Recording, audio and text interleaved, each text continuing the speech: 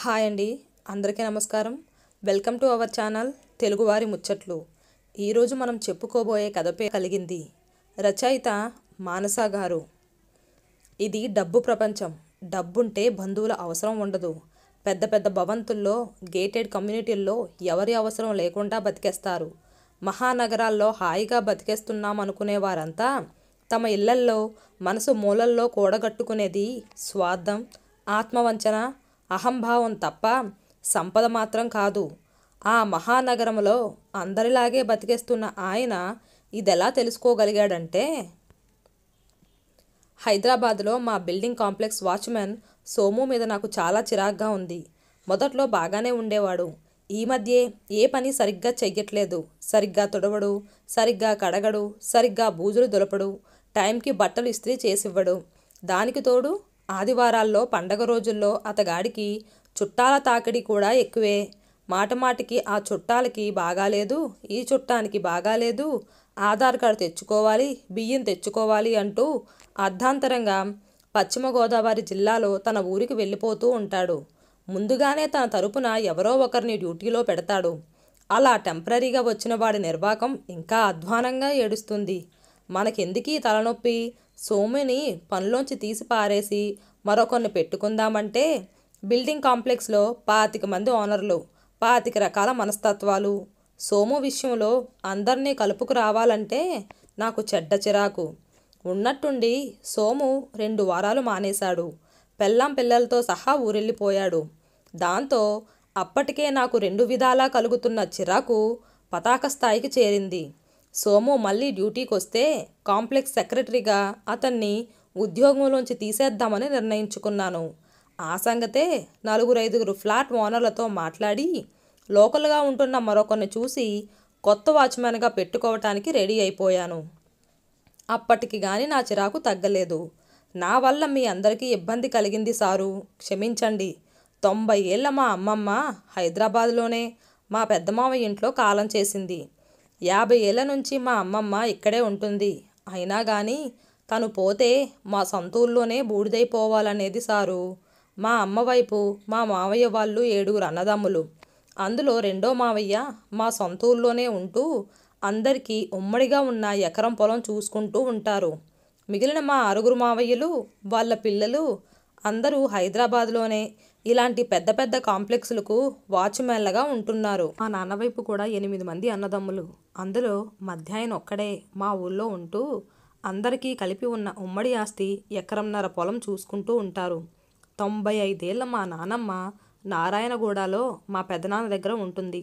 మా చిన్న పెదనాన్న, మా నాన్న, బాబాయిలు, నాతో సహా వాళ్ళ పిల్లలు అందరం కూడా ఇలా హైదరాబాద్లోనే తలో కాంప్లెక్స్లో వాచ్మెన్లుగా ఉంటూ పొట్ట పోసుకుంటున్నాం సారు. మా పెద్ద మామయ్య పెద్ద వ్యాన్ మాట్లాడాడు. మేం చాలామంది ఉన్నాంగా, తలా కాస్త వేసుకున్నాం. అమ్మమ్మ మృతదేహాన్ని తీసుకువెళ్ళే ఆ వ్యాన్లోనే ఎక్కేశాం. మిగిలిన వాళ్ళంతా రైల్లోనూ, బస్సుల్లోనూ మా ఊళ్ళో మిగిలిన బంధువులు, మా చుట్టాలు, అమ్మమ్మ చిన్ననాటి నేస్తాలు అందరం బాధతో కుమిలిపోయాం. మేమందరం నిట్టూరుస్తూ చూస్తుండగానే మా అమ్మమ్మ తను కోరుకున్నట్టే మా ఊళ్ళోనే కాలి బూడిదైపోయింది. మా అమ్మమ్మ కంటే మా నాయనమ్మే 4-5 ఏళ్ళు పెద్దది. ఆమెను జాగ్రత్తగా మళ్ళీ హైదరాబాద్ తీసుకొచ్చి మా పెదనాన్న ఇంట్లో దింపి వచ్చేశాను సారు. ఇక ఇప్పట్లో ఎటూ వెళ్ళను సారు, దీనంగా చూస్తూ అభ్యర్థించాడు సోము. సరే జాగ్రత్తగా పని చూసుకో. నీ కష్టాలు తీర్చడానికి నిన్ను ఉద్యోగంలో పెట్టుకోలేదని మాత్రం జ్ఞాపకం పెట్టుకో. నువ్విలా అర్ధాంతరంగా వెళ్ళిపోవటం వల్ల ఫ్లాట్స్లో అద్దెకు దిగిన వాళ్ళంతా మా మీద పడుతున్నారు. ఓనర్స్గా మేము చాలా ఇబ్బంది పడిపోతున్నాం. సోము పరిస్థితి విన్నాక నాకెంత జాలి వేసినా నిర్ణయాన్ని సడలించుకొని నేనెంతగా కరిగిపోయినా అతగాడికి కాస్త కటువుగానే చెప్పాను. అలాగే సార్, మళ్ళీ ఎవ్వరికీ ఇబ్బంది కలిగించను అంటూ తలంచుకొని ఊడుస్తూ పనిలో నిమగ్నమైపోయాడు సోము. హైదరాబాద్లో నుంచి వెళ్ళిన మేము మా ఊళ్ళో మిగిలిన చుట్టాలు, అమ్మమ్మ చిన్ననాటి నేస్తాలు బాధతో కుమిలిపోతూ నిట్టూస్తూ చూస్తుండగా 90 ఏళ్ల అమ్మమ్మ తను కోరుకున్నట్లుగానే మా ఊళ్ళోనే కాలి బూడిదైపోయింది. పొద్దున్న సోము చెప్పిన మాటలే నా చెవుల్లో మళ్ళీ మళ్ళీ వినిపిస్తున్నాయి నాకు. ఆ రోజు ఆఫీస్ లేదు. 4వ అంతస్తులో ఉన్న నా 3 బెడ్రూమ్ ఫ్లాట్లోనే ఉన్నాను. ఏదో పనున్నట్లు పైకి కిందకి తిరుగుతూ సోముని కనిపెడుతున్నాను. సోము, అతగాడి భార్య పిల్లలు అపార్ట్మెంట్ కాంప్లెక్స్ అంతా బూజులు దులుపుతూ, తుడుస్తూ, మాపింగ్ చేస్తూ కష్టపడుతున్నారు. మనసు చివుక్కుమంది. పనంతా ఒక్కరోజే చేయకండి, పిల్లలు కూడా చాలా చిన్నవాళ్ళు, అలసిపోతారు అన్నాను సోముని పక్కకు పిలిచి. లేదులేండి సారు, ఇవాల్టికి ఇంకొద్దిగా పనిచేసి ఆపేస్తాం. రేపటి నుంచి ఓ గంట ముందు లేచి గబగబా మిగిలిన పనంతా పూర్తి చేస్తాం అన్నాడు. నేను ఇంకేం మాట్లాడలేదు. 90 ఏళ్ల సోము అమ్మమ్మ చచ్చిపోతే పిల్లలు, మనవలు, మనవరాళ్ళు, బంధువులు సుమారు 50 మంది ఉన్న పలంగా హైదరాబాద్ నుంచి ఆమె భౌతిక కాయంతో పాటు దహన సంస్కారానికి వాళ్ళ సొంతూరు బయలుదేరి వెళ్లారు. వారి అనుబంధాలకి, ఆత్మీయతలకి, మానవీయ విలువలకి నేను పులకించిపోయాను. తాత్కాలికంగా సోము మీద చిరాకు పడినందుకు, నా కోపానికి అతనితో కటువుగా ప్రవర్తించినందుకు నాకు నేనే సిగ్గుపడిపోయాను. ఎంత వద్దనుకుంటున్నా 40 ఏళ్ల క్రితం నాటి నా గతం తన్నుకుంటూ గుర్తుకొచ్చింది నాకు. విశాఖపట్నంలో మా ఇంట్లో అమ్మ, నాన్న, అమ్మమ్మ, నేను నలుగురు ఉండేవాళ్ళం. మా నాన్నకి ఉన్న 4 అన్నయ్యలలో 2 ఢిల్లీలోనూ 2 అమెరికాలోనూ ఉండేవారు. నాన్న మా అమ్మని కులాంతర వివాహం చేసుకున్నారు. మా తాతయ్య, బామ్మల తరంలో ఇది వాళ్ళకి మింగుడు పడని విషయం. నాన్న చేసిన పనిని వాళ్ళు జీర్ణించుకోలేకపోయారు. అమ్మని, నాన్నని వెలివేశారు. నాన్న ఆ బాధ తట్టుకోలేక అమ్మతో కలిసి కాకినాడ నుంచి విశాఖపట్నం వచ్చేశారు. అమ్మా నాన్నల పట్ల తాతయ్య, బామ్మ చివరి వరకు తమ అభిప్రాయం మార్చుకోలేదు. పెద్ద వయసు వచ్చేసింది, కాలం చేశారు. వాళ్ళ తరువాత పెదనాన్నలు కూడా అమ్మా నాన్నల్ని సమర్థించలేదు. రాకపోకలు, సంబంధాలు లేకుండానే దూరంగా మసిలారు. అమ్మ తరపు చుట్టాలు, స్నేహితులే అప్పుడప్పుడు మా ఇంటికి వచ్చేవారు. చిన్నపాటి సుస్థితోనే నాన్న కాలం చేశారు. అమ్మ, అమ్మమ్మ, నేను కుంగిపోయాం. అప్పటికి నేను ఇంకా హై స్కూల్లోనే ఉన్నాను. బాధని దిగమింగుకొని అమ్మ, అమ్మమ్మ నన్ను పెంచి పెద్ద చేశారు. విశాలాక్షి అత్తయ్య, నాన్న చెల్లెలు, రాజమండ్రిలో ఉంటుంది. నాన్నంటే అత్తయ్యకి ఎంత ఇష్టమో చెప్పలేను. అమ్మకి, అమ్మమ్మకి కూడా విశాలాక్షి అత్తయ్య అంటే చాలా ఇష్టం. అత్తయ్య నాకన్నా 15 ఏళ్ళు పెద్దది. నన్ను సొంత తమ్ముళ్లా చూసేది. మావయ్య గారు టెలిఫోన్ డిపార్ట్మెంట్లో పనిచేసేవారు. అత్తయ్య, మావయ్య గారు తరచూ విశాఖపట్నం మా ఇంటికి వచ్చేవారు. అమ్మ కూడా విశాలాక్షి అత్తయ్యని ఆడపడుచులా కాకుండా సొంత కూతురులా చూసుకునేది. అమ్మా నాన్నలతో అత్తయ్యకి సత్సంబంధాలున్నాయని తెలిసిన మా పెదనాన్నలు అత్తయ్యని కూడా వెలివేశారు. నాన్నే అత్తయ్యని చేరదీసి పెళ్లి చేశారు. విశాలాక్షి అత్తయ్య సడన్గా మంచాన పడింది. ఏదో రక్తానికి సంబంధించిన వ్యాధి. నేను, అమ్మ, అమ్మమ్మ రాజమండ్రి వెళ్ళి చూసొచ్చాము. అత్తయ్య చిక్కి సగమైపోయింది. అత్తయ్య మమ్మల్ని ముగ్గురిని ఆప్యాయంగా దగ్గరకు తీసుకొని ఏడ్చింది. చెయ్యాల్సిన వైద్యం అంతా చేయిస్తున్నాను అక్కయ్య గారు. విశాలాక్షి ఇంకెక్కడికి కదిలే పరిస్థితి లేదు. మహా అయితే మరో 3-4 నెలలే అంటున్నారు డాక్టర్లు. మావయ్య గారు గద్గద స్వరంతో అమ్మతో చెబుతుంటే గుండె తరుక్కుపోయినట్లయింది నాకు. అధైర్య పడకు నాయనా, విశాలాక్షి నెమ్మదిగా కోలుకుంటుంది.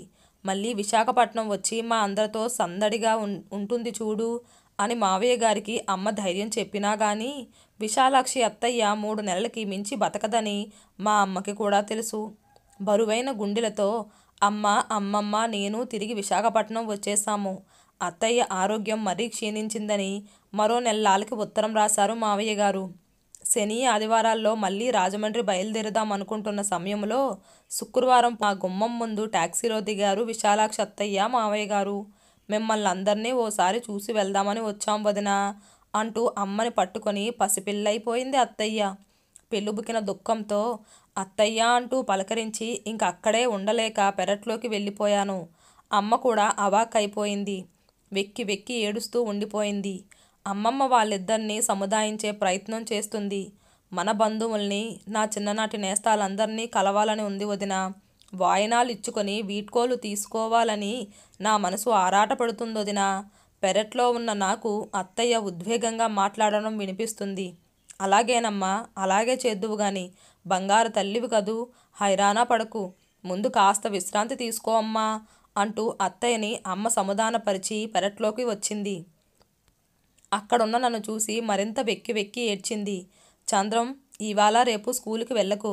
నేను నీకో చీటీ రాసిస్తాను. అలాంటివే నువ్వు మరో 50 చీటీలు రాసి నేను చెప్పిన మన చుట్టాలందరికీ ఇచ్చిరా. రిక్షా వెంకన్నని రమ్మను. నేను రాసిన లిస్టు ప్రకారం బజారు నుంచి పసుపు, కుంకుమ, పసుపు కొమ్మలు, అరటిపళ్ళు, తమలపాకులు, పువ్వులు పట్టుకురా నాయనా. అలమరలో ఉన్న 20,000ల్లో ఓ 1000 రూపాయలు తీసుకెళ్ళు తండ్రి అంది అమ్మ. ఆ తరువాత భోజనాలు పూర్తి కాగానే అమ్మ వేరే రిక్షాలో బజారుకెళ్ళి అత్తయ్యకు ఒక మంచి పట్టుచీర, జాకెట్టు, అత్తయ్య వాయనాలు ఇచ్చుకోవటానికి మరో 50 నేత చీరలు తెచ్చింది. ఏ పేరంటము జరుపుకునే యోగ్యత, ఏ వాయనము పుచ్చుకునే యోగ్యత లేదు నాకు. మా ఇంటి ఆడపడుచు విశాలాక్షి ఈ సాయంత్రం మా ఇంట్లో మీకు వాయనం ఇచ్చుకోవాలని ఆరాటపడుతుంది. తప్పక వచ్చి ఆమెను ఆశీర్వదించే ప్రార్థన. ఇట్లు కామేశ్వరమ్మ. అమ్మ రాసిన ఆ చీటీని 50 చీటీలుగా రాసి అమ్మ చెప్పిన ప్రకారం పనిచేశాను. 4 గంటల వేళ కాఫీలైన తరువాత మా ఇంట్లోనే పక్క పోర్షన్లో అద్దెకుండే పెద్ద ముత్తైదు పిన్ని గారిని పిలిచి అమ్మ పట్టుచీర, జాకెట్టు, పువ్వులు, పళ్ళు, చలిమిడి అత్తయ్యకి వాయనం ఇప్పించింది. వాయనమిస్తున్న పిన్నిగారే పెళ్ళుబుకిన దుఃఖాన్ని ఆపుకోలేకపోయింది. పట్టుచీర కట్టుకొని లక్ష్మీదేవిలా వచ్చిన అత్తయ్య ఆయాసపడుతూ మావయ్య గారికి, అమ్మకి, అమ్మమ్మకి, పిన్నిగారికి కాళ్ళకి దండం పెట్టి పసిపిల్లలా ఏడ్చింది. నా దుఃఖం ఆగట్లేదు. ఏదో మళ్ళీ అర్జెంటు పనున్నట్లు పెరట్లోకి వెళ్ళిపోబోతుంటే, ఒరే చంద్రం, బంగారు తండ్రి, నీలో మీ నాన్నని చూసుకున్నాన్రా బాబు అంటూ నన్ను దగ్గరకు తీసుకొని మరింత ఎమోషన్కి గురైంది. అత్తయ్య అని మాత్రమే అనగలిగిన నేను పెరట్లోకి వెళ్ళి బోరున ఏడ్చాను. అత్తయ్య చిన్ననాటి స్నేహితులు, మా బంధువులతో సహా పిలిచిన వాళ్ళంతా 5-5:30కే వచ్చేశారు. ఉద్వేగంగా అందరినీ చూస్తూ వాయినాలు ఇచ్చుకుంటూ అంత బరపడిపోయింది విశాలాక్షి అత్తయ్య. అందరూ అత్తయ్యని భగవంతుడు చల్లగా చూడాలని దీవించారు. బరువెక్కిన హృదయాలతో వాయనాలు పుచ్చుకొని వెళ్ళిపోతున్న బంధుమిత్రులంతా ఎంతో మంచి పని చేశావు కామేశ్వరమ్మ, నీ వల్ల మళ్ళీ విశాలాక్షిని చూడగలిగాం అంటూ అమ్మకి కృతజ్ఞతలు చెప్పుకున్నారు. ఆ తరువాత విశాలాక్షి అత్తయ్య భగవంతుడి ఆశీస్సులు, కటాక్షాలు కూడా పొందింది. మరనాడు రాజమండ్రి వెళ్ళిన 4 రోజులకి దేవుడికి దండం పెట్టుకుంటూనే సంతృప్తిగా మరణించింది. అమ్మమ్మ నేను రాజమండ్రి వెళ్ళి అత్తయ్య దహన సంస్కారాలు అయ్యేదాకా ఉన్నాం.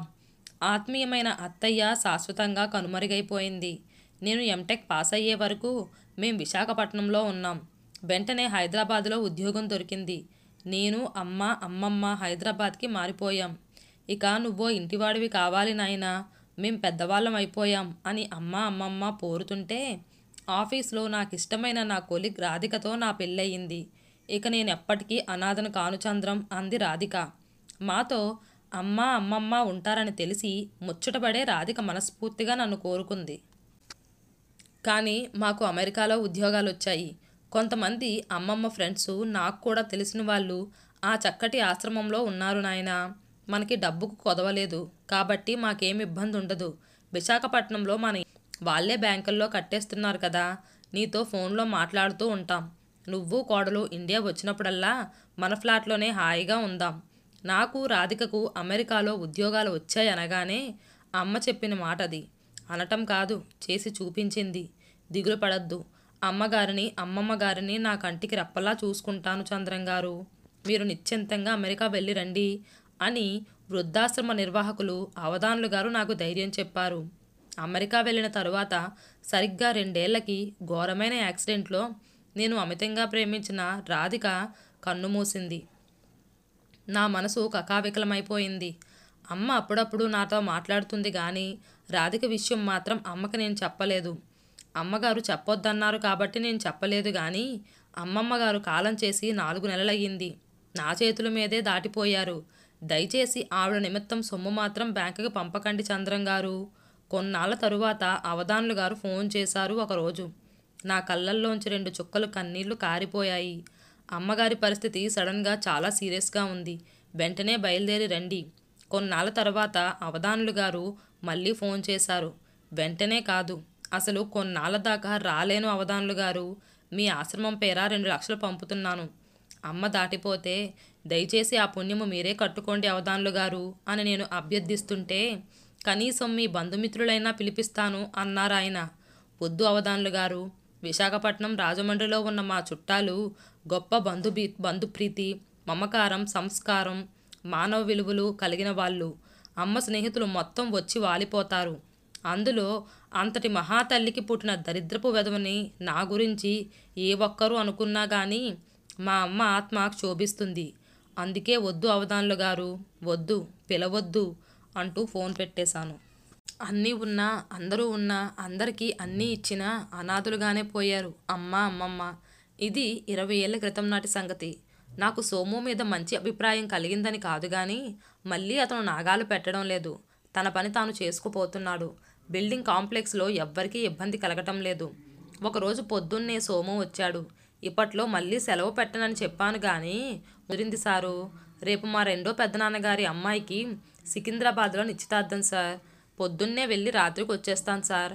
హైదరాబాద్లో ఉన్న మా చుట్టాలు, ఊళ్ళోంచి బంధువులు అందరూ వస్తున్నారు సారు. ఒక్క పూట సెలవిప్పించండి. వేరే మనిషి మాట్లాడి ఉంచాను సార్ అభ్యర్థించాడు సోము. తప్పకుండా వెళ్ళిరా సోము అంటూ జేబులోంచి ఓ 1000 రూపాయల నోటు తీసి మీ పెదనాన్నగారి అమ్మాయికి ఇవ్వు సోము అన్నాను. చాలా సంతోషం సార్. తమలాంటి వారి దీవెనలు, సహాయ సహకారాలతోనే మా కుటుంబం నిలదొక్కుంటుంది సార్ అంటూ నా కాళ్ళకు నమస్కరించి ఆనందంగా వెళ్ళిపోయాడు సోము. మా కుటుంబం అని సోము అన్న మాట ఎంతో గొప్పగా, ఎంతో నిండుగా, ఎంతో ఆహ్లాదంగా అనిపించింది నాకు. మర్నాడు పొద్దున్న సోము తుడిచే పని పూర్తి చేసిన తరువాత నీతో కాసేపు మాట్లాడాలి, మధ్యాహ్నం నా ఫ్లాట్కి రా సోము అని పిలిచాను. సోము వచ్చాడు. ఎలా జరిగింది మీ పెదనాన్నగారి అమ్మాయి నిశ్చితార్థం అని అడిగాను. మీ దయ వల్ల బ్రహ్మాండంగా జరిగింది సార్. అది పుట్టి పెరిగిన బిల్డింగ్ కాంప్లెక్స్ అసోసియేషన్ హాల్లోనే వైభవంగా జరిగింది సార్. దానికి చిన్ననాటి నుంచి పాతవి కొత్తవి గౌన్లు, లంగాలు, ఓనీలు ఇచ్చిన అమ్మగారులే తమ సొంత బిడ్డలా చూసుకొని బట్టలు పెట్టారు సారు. కాలనీ కమ్యూనిటీ హాల్లోనే మా చుట్టాలంతా దిగి ఈ వేడుక చేసుకోవటానికి ఆ కాంప్లెక్స్లో ఉన్న ఆ కాలనీ సెక్రటరీ గారు దయతో సాయం చేశారు సార్. తన్మయంగా కృతజ్ఞతాపూర్వకంగా సోము చెబుతున్నది వింటుంటే ఎంతో ఆనందంగా అనిపించింది. మీలా మేము పనిచేసే చోట్ల అమ్మగారులు, అయ్యగారులు మమ్మల్ని అంతా కనిపెట్టుకుని చూస్తారు సార్. చాలా మట్టుకు మా పిల్లలకి ఆ బిల్డింగుల్లోనూ అమ్మగారులే చదువు చెబుతారు సార్. వాళ్ళ పిల్లలతోనే మా పిల్లలు సైకిల్ తొక్కుకుంటారు. వాళ్ళతోనే కలిసి దొంగాటలు, క్రికెట్టు, బంతులాటలు ఆడుకుంటారు సార్. మావి కేవలం ఒక్క గది సంసారాలే కాబట్టి మా ఇళ్లల్లో ఆడపిల్లలు పెద్ద మనుషులైతే అమ్మగారులే చొరవ తీసుకొని పేరెంటాలు, భోజనాలు పెట్టుకోవటానికి కామన్ హాల్స్లో చోటిచ్చి డబ్బు సాయం చేసి మమ్మల్ని ఆదుకుంటారు. వాళ్ళ పిల్లలు పాత బట్టలు, పాత కంప్యూటర్లు, ఫోన్లు కూడా మా పిల్లలకి ఇస్తూ ఉంటారు. ఒక్క మాటలో చెప్పాలంటే మా పిల్లలు కూడా వాళ్ళ పిల్లతో సమానంగా చదువుకునే వాతావరణం కల్పిస్తారు సారు. ఆనందంగా చెబుతున్న సోము కేసి ఆనందంగా చూశాను నేను. మళ్ళీ అందుకున్నాడు సోము. మా కుటుంబాలలో పెద్దవాళ్ళైన మగవాళ్ళంతా బిల్డింగుల్లో వాచ్మ్యాన్లుగా ఉంటే ఆడవాళ్ళంతా పని మనుషులుగా, వంట మనుషులుగా, ఆయాలుగా ఉన్నారు సార్. మీ అందరి దయవల్ల మా పిల్లలంతా చదువుకుంటూ పైకొస్తున్నారు సారు. మా పిల్లల్లో ఇంజనీరింగ్ పాస్ అయిన వాళ్ళు ఉన్నారు, డిగ్రీలు పాస్ అయిన వాళ్ళు ఉన్నారు. వాళ్ళంతా అనేక చోట్ల వాళ్ళ చదువుకి తగ్గ ఉద్యోగాలు కూడా చేసుకుంటున్నారు సార్. మామూలుగా సంక్రాంతి, సంవత్సరాది వినాయక చవితి, దసరా, దీపావళి పండగలకి మధ్య మధ్యలో ఎప్పుడైనా ఏదైనా శుభకార్యాలు వచ్చినప్పుడు ఎంతమందికి వీలైతే అంతమంది హైదరాబాద్లోనే ఉన్న మేమందరం ఎంతమందికి వీలైతే అంతమంది కాసేపు కలిసి గడుపుతాం సార్. అవకాశం ఉంటే బిల్డింగ్ కాంప్లెక్స్లోనే, పై డాబాల మీదో, కామన్ హాల్స్లోనో, సెల్లారుల్లోనో మేమంతా కలుసుకోవటానికి మీలాంటి దయగల మహారాజులు సాయం చేస్తారు సార్. మా మాటకి సోము వైపు చూసి నవ్వాను. నా వైపు తృప్తిగా చూసి మళ్ళీ చెప్పటం మొదలెట్టాడు సోము. ప్రతి సంవత్సరం జనవరి 1కి మాత్రం తప్పకుండా మా కుటుంబం మొత్తం పెద్ద సంబరంగా కలుస్తాం సార్. ఏ పబ్లిక్ గార్డెన్స్, హుస్సేన్ సాగర్ కట్ట మీద, లుంబిని పార్క్, లేకపోతే ఏదైనా చవకగా దొరికే చిన్న ఫంక్షన్ హాల్లోనైనా కలుసుకుంటాం సార్. హైదరాబాద్లో ఉన్న మా కుటుంబ సభ్యులందరితో పాటు ముంబై, కరీంనగర్, వరంగల్, నిజామాబాద్, విజయవాడ, ఏలూరు, తిరుపతి, విశాఖపట్నం, చెన్నైలో ఉన్నా కానీ మా వాళ్ళంతా వస్తారు. అమ్మ తరపు, నాన్న తరపు అన్న తేడా లేదు సార్ మాకు. ఇక ఇది మాకు పెద్ద పండగే సార్. మా పెద్ద మావయ్య పనిచేసే కాంప్లెక్స్లో బ్యాంక్ మేనేజర్ గారి దగ్గరికి వెళ్ళి మా అమ్మమ్మ మొదట్లో 5 రూపాయల నోట్ల కట్ట, తరువాత కొన్నాళ్ళకి 10 రూపాయల నోట్ల కట్ట, ఇంకొన్నాళ్ళకి 20 రూపాయలవి కొత్త నోట్ల కట్టలు తెచ్చుకునేది. పెద్ద చిన్న అని తేడా చూసేది కాదు. కుటుంబంలో మనిషికో కొత్త నోటు ఇచ్చేది అమ్మమ్మ. సంవత్సరానికి ఒక్కసారి అలా ఆశీర్వదించి అమ్మమ్మ ఇచ్చే 5 నోటో 10 నోటో లేక 20 నోటు కోసమో ఎక్కడెక్కడి వాళ్ళు ఆత్మీయంగా జనవరి 1 నాటికి వచ్చేస్తారు. అంతా కలిసి క్యాటరింగ్ భోజనమో హోటల్ భోజనమో చేసి కబుర్లు కేరింతలతో సరదాగా గడిపి ఆ సాయంత్రానికి మళ్ళీ ఎక్కడి వాళ్ళం అక్కడికి వెళ్ళిపోతాం. మాలో చాలామంది అమ్మమ్మ ఇచ్చిన కొత్త నోట్లు ఖర్చు పెట్టకుండా దాచుకుంటాం సారు. అమ్మమ్మని చూసి నాయనమ్మ మొదలెట్టింది. వాళ్ళిద్దరూ వియ్యపురాళ్ళు, వదిన మరదళ్ళు, మేనత్త మేనమామ పిల్లలు, అంతకు మించి స్నేహితులు. వాళ్ళది 90 ఏళ్ల సహవాసం సార్. మీ అమ్మమ్మ ఎంత ఇచ్చిందిరా అనేది నాయనమ్మ. 5 అనగానే నాకన్నా చిన్నది, అది 5 10 నోరు మూసుకొని తీసుకోండి అని 10 ఇచ్చేది నాయనమ్మ. సరదాగా జట్టుగా నాతో ఆడుకోకుండా పాసుముండ నాకన్నా చిన్నది చెప్పా పెట్టకుండా అర్ధాంతరంగా వెళ్ళిపోయింది మీ అమ్మమ్మ. దాని రోగం కుదురుస్తా బోడి అదిచ్చే 20కి నేను 30 కలిపి మీ అందరికీ ఇక నుంచి 50 చొప్పున ఇస్తాన్రా అంది నానమ్మ ఉద్వేగంతో కూడిన ప్రేమ అమ్మమ్మ మీద వాత్సల్యంతో. ఏడుస్తూ సోము చెప్పుకుపోతున్నాడు. ఇప్పుడు నా కళ్ళ ముందు ఎప్పుడూ కలుసుకొని మా పెదనాన్నగారులు పెద్దమ్మలు వాళ్ళ పిల్లలు కనిపిస్తున్నారు. నేనెప్పుడూ వాళ్ళని కలుసుకోలేదు. కలుసుకొని కాసేపు వాళ్ళతో గడపాలనే ప్రయత్నం కూడా చెయ్యలేదు. ఉత్తరాల రోజుల్లో ఉత్తర ప్రత్యుత్తరాలు లేవు, శుభలేఖలు లేవు. విశాఖపట్నంలో అత్తయ్య పెళ్ళి, రాజమండ్రిలో ఆమె మరణించినప్పుడు సహా రాకపోకలన్నీ ఎప్పుడూ లేనే లేవు. ఇక ఇప్పుడన్నీ ఇవి కంప్యూటర్ రోజులు. కంప్యూటర్ ముందు కూర్చుంటాను, ఫేస్బుక్ చూస్తాను, మా ఇంటి పేరు క్లిక్ చేస్తాను.